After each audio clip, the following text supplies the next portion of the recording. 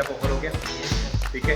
अब I don't think so मेरे को ज़्यादा दिखेंगे पर्सन, गर्ल्स का तो पता ही है। हाँ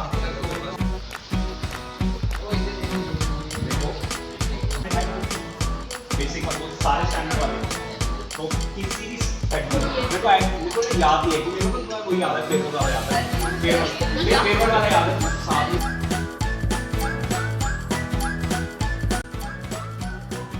आज संडे के दिन हम निकले हैं मीटअप के लिए, जो कि हम करेंगे अपने क्लास 10th के जो मैथ्स के टॉपर हैं इस साल के, उनसे मिलेंगे। और मिलने के लिए मैंने उनको वेन्यू जो दिया था वो है grand king hotel and restaurant. मैंने 17 स्टूडेंट्स को कॉल किया था और अभी वो सारे स्टूडेंट्स जो हैं मेरे वो बेसमेंट में पहुंच चुके हैं, मेरा वेट कर रहे हैं। तो फ़िलहाल देखते हैं कि कितने स्टूडेंट्स आज प्रेजेंट हैं, क्योंकि अनफॉर्चुनेटली कुछ स्टूडेंट्स को थोड़ा सा नहीं पहुँच पाए। तो आइए हम देखते हैं और उन सबसे मिलते हैं बेसमेंट में।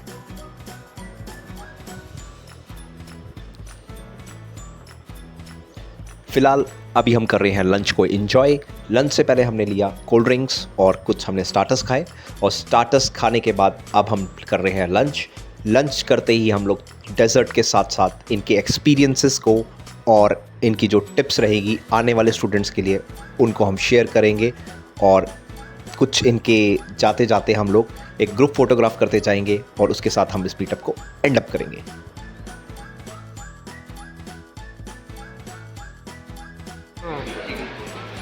ठीक है, so now we will start with your experience से स्टार्ट करेंगे। ठीक है, पहले राघव और रक्षल से पूछूंगा क्योंकि ये लोग काफ़ी पुराने स्टूडेंट्स हैं, एक ही साल के। ठीक है, सो पहले मुझे ये बताओ, जब तुम फर्स्ट में आए थे तब तुम्हारी क्या कंडीशन थी, और अब तुम 10th के बाद आ रहे हो। मुझे सिर्फ ये नहीं सुनना कि तुम्हें ये नहीं आता था, वो नहीं आता था, वो छोड़। मतलब जब धारवाड़ में आए थे मुझे ये बताओ कि कैसी फीलिंग आई थी, बिकॉज यू नो कि उस टाइम भी आई थिंक 10th का ही स्कूल था, 10th तक था ना स्कूल। हाँ, तो हो सकता है कि तुमने सोचा होगा कि हम काफ़ी छोटे स्कूल में जा रहे हैं। हाँ, तो एक फीलिंग आती है ना कि यार हमारा छोटा सा स्कूल है, बाकी वाले स्कूल इतने बड़े आ रहे हैं, कुछ ऐसी फीलिंग आई थी? नहीं सर, मेरे को लगता है थोड़ा छोटा। हाँ, सबसे बड़ा ही लगा थोड़ा। ठीक है, और राघव तुम कहना चाहोगे कुछ स्कूल?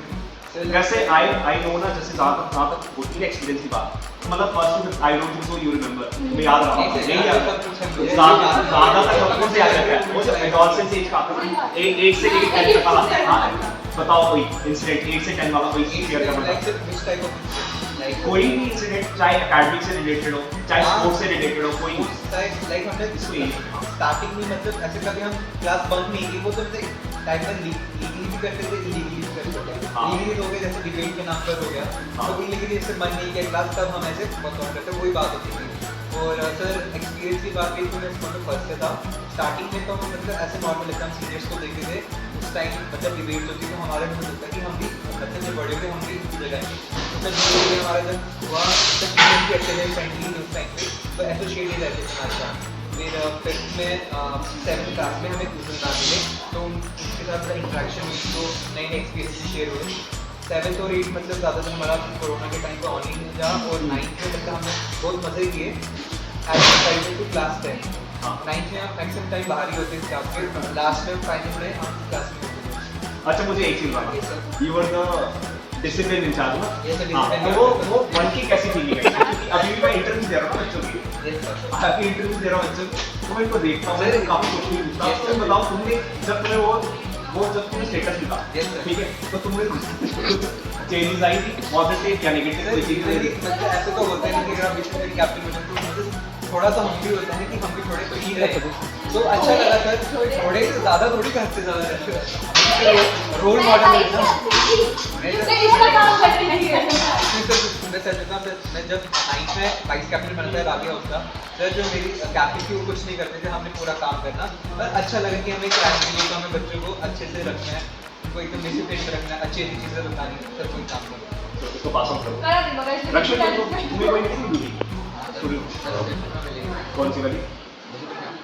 डिसिप्लिन। तुम्हारा कैसा एक्सपीरियंस रहा उस टाइम? अच्छा, अपने काटते से नहीं काटते थे, आपने नहीं काटते थे? चलो असेंबली होती थी, हम चले आते, हम उनके नाम को दिखाओ, वो हमारे देखा। अच्छा, मुझे एक चीज़ बता, मैंने भी तेरे कान पकड़े हैं, पकड़े, और मैंने शायद 1 या 2 बार पकड़े, मैंने बोला नंबर क्यों पढ़ते थे?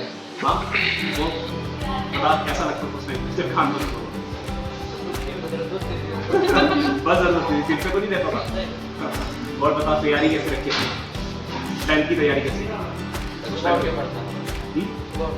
तो जैसे ये तो नहीं है कि मतलब अपना पूरा शेड्यूल बिजी रखा ये वगैरह, मतलब फ्री, मतलब शांत होने के लिए क्या करता हूँ? बस गेम खेलता हूँ।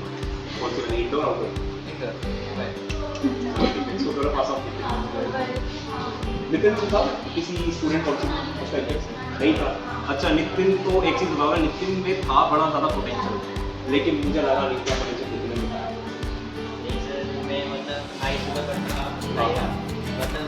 नहीं मुझे मालूम है कि sir that type of student. देखो आजकल ना थोड़ा स्मार्ट वर्क ज़्यादा मैटर करता है। हाँ नितिन मैं नहीं कहता ज़्यादा पढ़ता हूँ, लेकिन पोटेंशियल बहुत था। मैंने इसको पहले ही ऑब्जर्व कर लिया था कि मैथ्स में काफ़ी ज़्यादा पोटेंशियल था, क्योंकि जब ये लॉजिक्स रहता था ना मैथ्स के तो काफ़ी यूनिक लगते थे मुझे। मतलब मैं एक्सपेक्ट नहीं करता था कि बच्चा कोई देगा लॉजिक्स, तो उसका लॉजिक सुनता था तो मुझे काफ़ी ज़्यादा अच्छा लगता था कि चलो क्लास में ऐसे स्टूडेंट भी है तो लॉजिक अच्छा सकते। तो नितिन कैसी रखी तैयारी मैथ्स का कोई इंसिडेंट शेयर करना चाहोगे तो मेरे साथ वाली क्लास में? मैंने मारा कैसे क्लास में?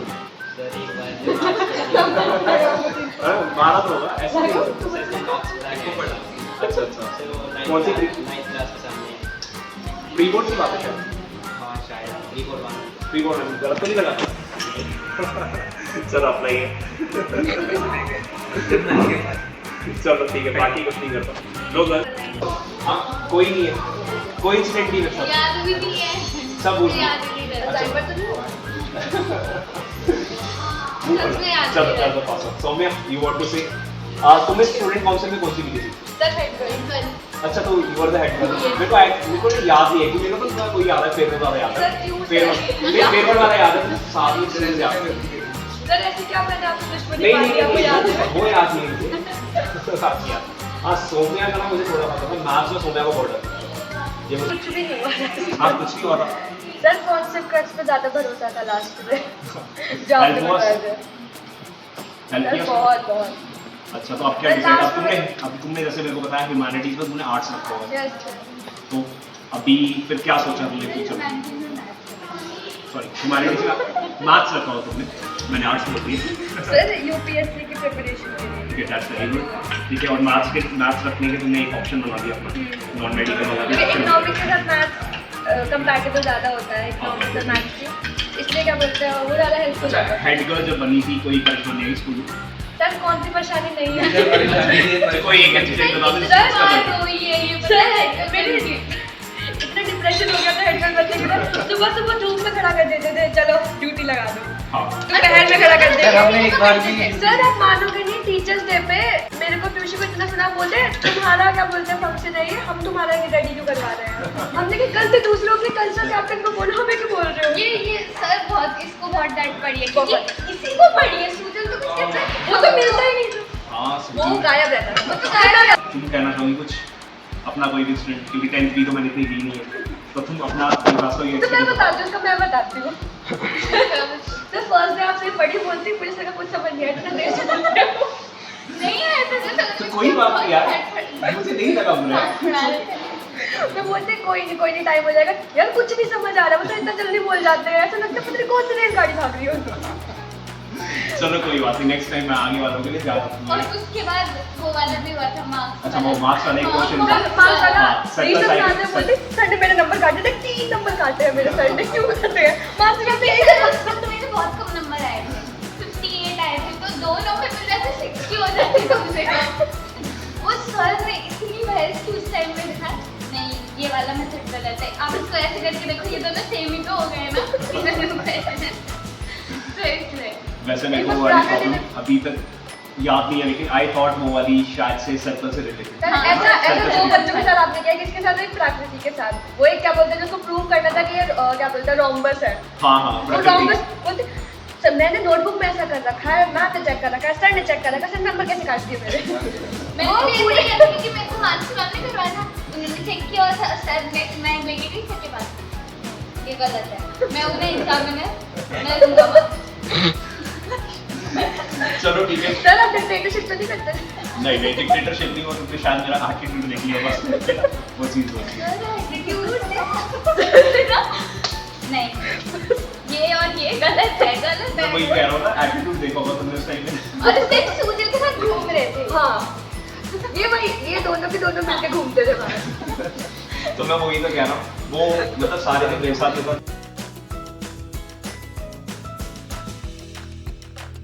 सबसे पहले तो मेरा यही क्वेश्चन रहेगा कि सबसे पहले मुझे बताओ, जो प्री बोर्ड में जो हमको क्वेश्चन आते थे, प्री बोर्ड में पेपर्स होते थे, you know that was quite difficult होते थे कि नहीं?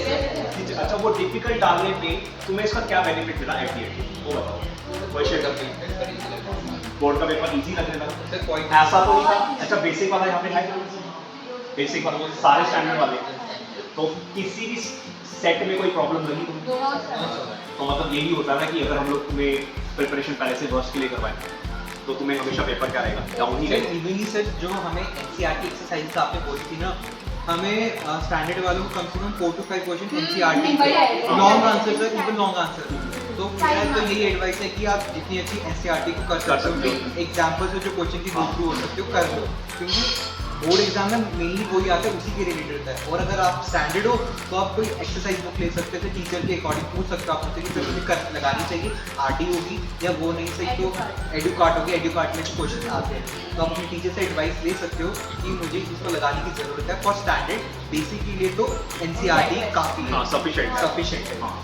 तो नेक्स्ट चीज मैं वो पूछूंगा, मैंने ना last time if you remember, मैंने लास्ट डे ना एक थोड़ी पहले रात मैंने वीडियो ली थी और मैंने टिप्स बताई थी। अब मुझे ये बताओ, पहले सबसे पहले देखो ना, स्टूडेंट्स में ये रहता है ना, काफी बार तुम्हारे में भी ये रहता होगा, सेक्शन ए की 1 2 3 4 नहीं आते आंसर्स, लेकिन वहाँ पे ब्लैंक स्पेस छोड़ दिया। बट मैंने तो कितनी बार बोला अवॉइड करना चाहिए। अब तुम मुझे बताओ, तुमने वैसा किया था कि नहीं किया था? सर एमसीक्यू में तो आपने टाइम डिवाइड करने के लिए बोला था कि यहाँ पे तो एक्सप्लेनेशन लिखना और यहाँ पे क्या बोलता है तो आंसर लिखना, वो काफ़ी हेल्पफुल है, तो प्रेजेंटेशन भी अच्छी हो जाती है। और जैसे आपने बताया था कि 20 मिनट में जैसे स्टार्टिंग में हाँ, वो क्लीन जानी चाहिए। अब उसको क्लीन के लिए तुमने क्या किया? पहले वो क्वेश्चन अटेम्प्ट किए तुम आते थे, लाइन बाय से नहीं किए। हाँ, लॉन्ग आंसर से स्टार्ट। तो मतलब वो 15 मिनट से जो मैंने कहा था प्लानिंग करनी है, पहले वो टिक लगाना, जो तुम्हें शॉर्ट आते हैं वैसे ही। एमसीक्यू में लास्ट में फिर वैसे हो जाता है गेयर अप लगाना, सारे फार्मूला लगाने हैं। हाँ, अब बताओ, तुमने एमसीक्यू स्टार्टिंग तो नहीं किए थे, बाद में किए थे। हाँ, तो वो मैंने से लास्ट में तुम्हें 1 घंटे के बाद तुम्हारा सारा क्या होता है, वो माइंड फ्लो में आ जाता है सारा। एमसीक्यू 7 मिनट्स में मेरे हो गए थे। हाँ, तो वही कहा ना मैंने तुम्हें, होता है ना। अच्छा, तुम में से किसी का ऐसा था जिसका पेपर छूटा था मैथ्स का?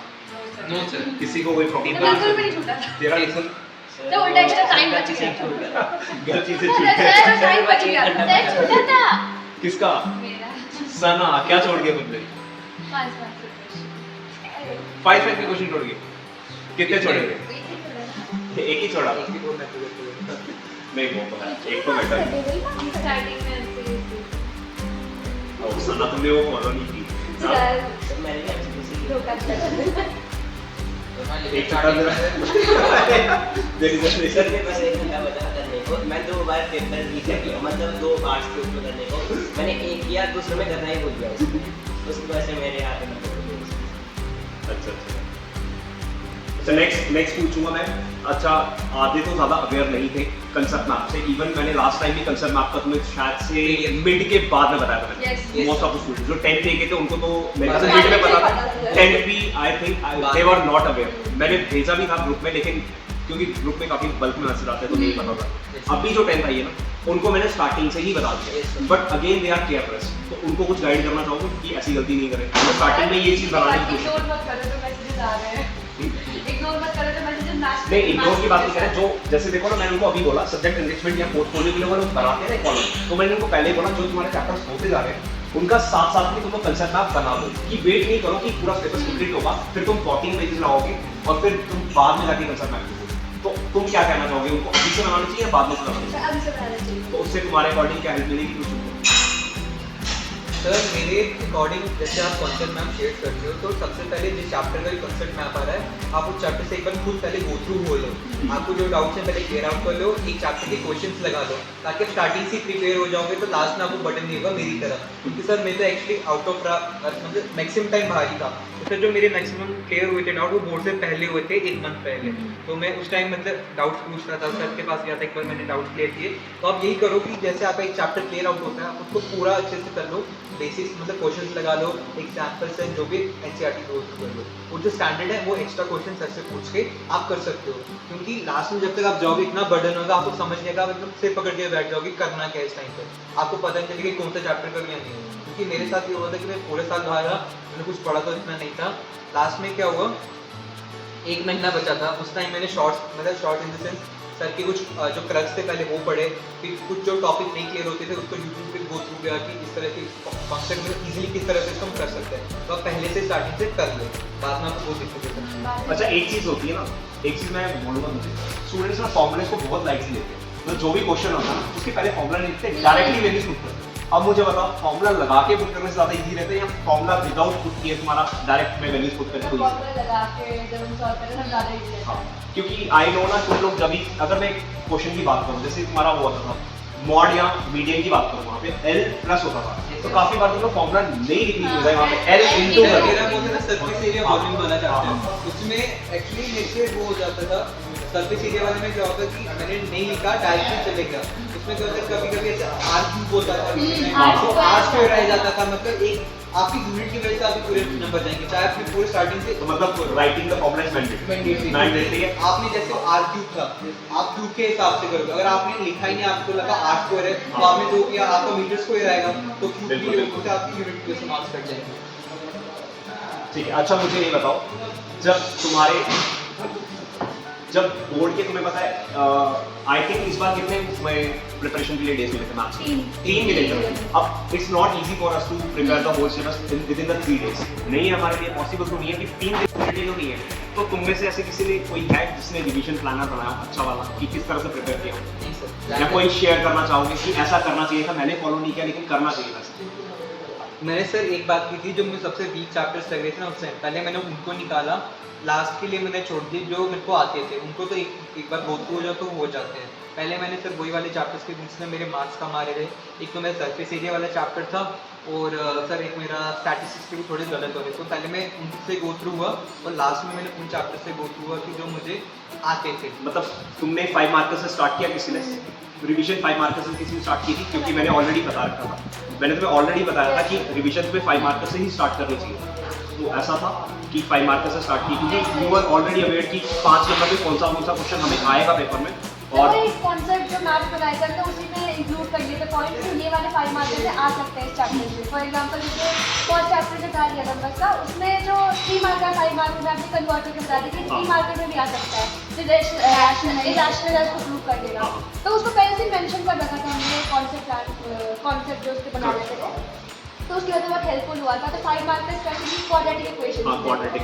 That is very important, plane का आता है, अपस्ट्रीम डाउनस्ट्रीम आता है, तो उसकी वजह से बहुत हेल्पफुल हुए थे वो सारे को मैं प्लान बना रहे थे कि ये क्वेश्चन आ सकते हैं। तो इससे पहले से अगर हमें पता होगा कि ये क्वेश्चन किस चैप्टर से आते हैं, that is quite helpful board के लिए, जब भी नेक्स्ट हमारी क्लासेस आ रही है, ये तो बहुत ही हेल्पफुल होगा। अच्छा वन मोर थिंग, हमने तो बात करनी सब अभी 90 प्लस वालों की, ठीक है, अब कुछ हमारे आते हैं ना बिल्कुल वीकर स्टूडेंट्स, जिनको सिर्फ, अब ये तो नहीं कर सकते हम उनको सडनली बिल्कुल 90 तक या 80 तक ला सकते हैं, बट उनकी थोड़ा सा फोबिया कम करने के लिए कुछ चैप्टर्स रिकमेंड करना चाहोगे? मैं तो काफ़ी बार बताता हूँ कि ये वाले चैप्टर से आपको ग्रो थ्रू होना चाहिए, ये काफ़ी ईजी है, ताकि आपका जो स्कोरिंग हो वो थोड़ा बेटर हो। लेकिन तुम में से कोई है कोई जो रिकमेंड करना चाहेगा कि ये वाले चैप्टर्स के थ्रू उनको जाना चाहिए? नहीं, इसके थ्रू जाना चाहिए।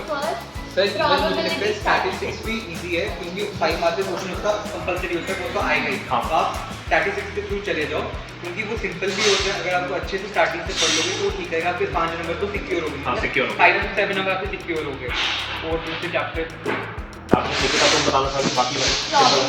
हाँ, probability हो गया। और फर्स्ट चैप्टर से इरैशनल वाले आते ही हैं। हाँ, तो confirm है। ये मैं कहना हाँ। चाहती वो तो और कोई चैप्टर तुम्हारे coordinate geometry, if I am saying simple है कोऑर्डिनेट, और if I am saying that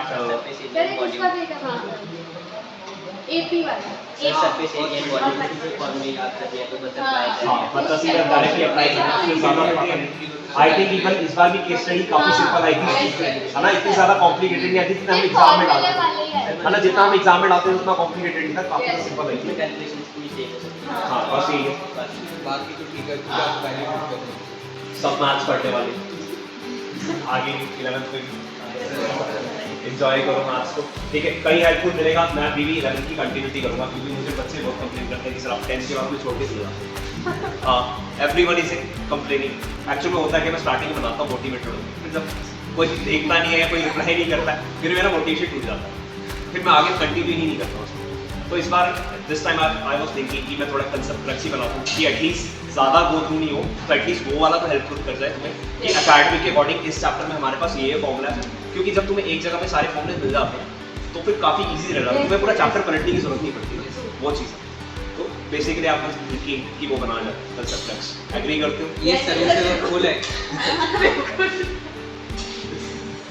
So, तो आखिरकार ये मीटअप एंड हुआ और हम सब अब चले हैं अपने रेस्टोरेंट के बाहर और वहाँ जाके हम अब ग्रुप फ़ोटो की तैयारी करेंगे।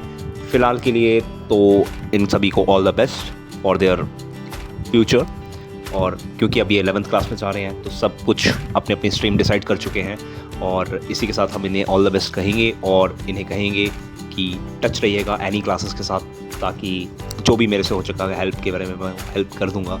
तो वैसे काफ़ी ज़्यादा अच्छा क्वालिटी टाइम हमने स्पेंड किया अपने स्टूडेंट्स के साथ, और कुछ अंदर की बातें भी हमें जानने को मिली जो स्टूडेंट्स ने हमें दिल खोल के शेयर की है हमारे रिगार्डिंग।